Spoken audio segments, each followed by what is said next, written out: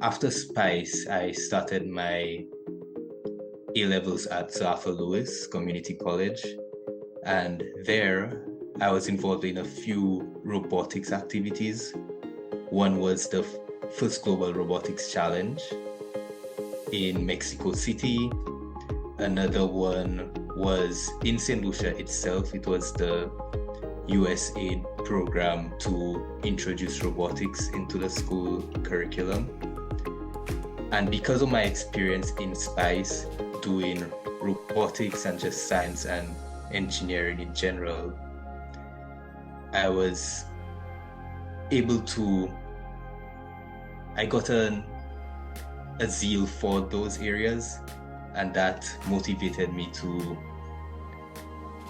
participate in those projects.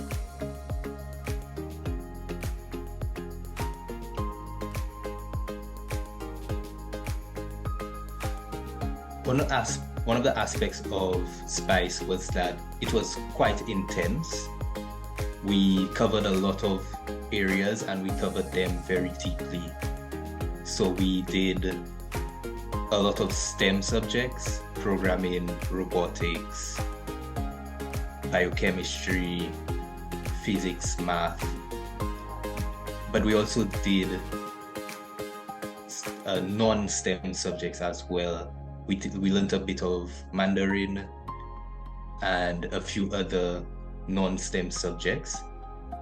Even though it was intense, there were many aspects of it that were just very intriguing and interesting, and it just really builds up your passion for those areas when there's already a spark of interest in those areas and you get to be hands-on, participating, working with others on these difficult and challenging tasks.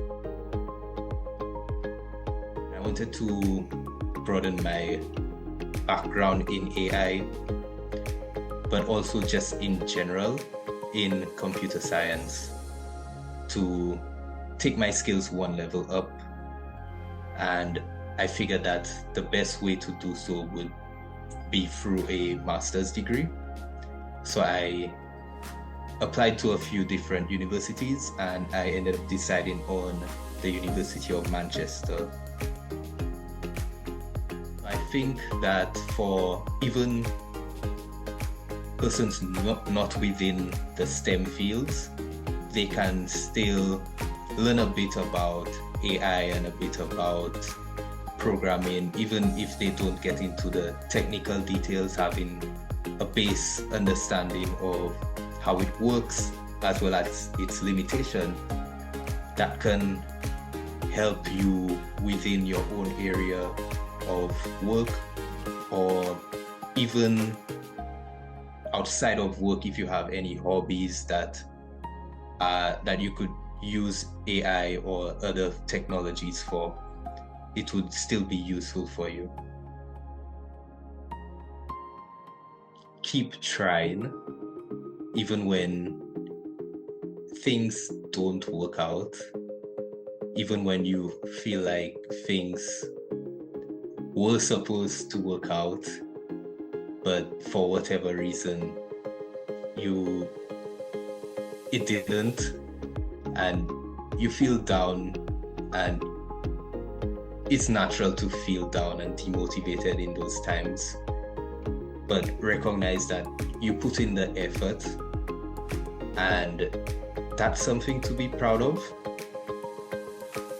I'll strongly encourage someone to go into STEM, especially if it's an area that they're really passionate about.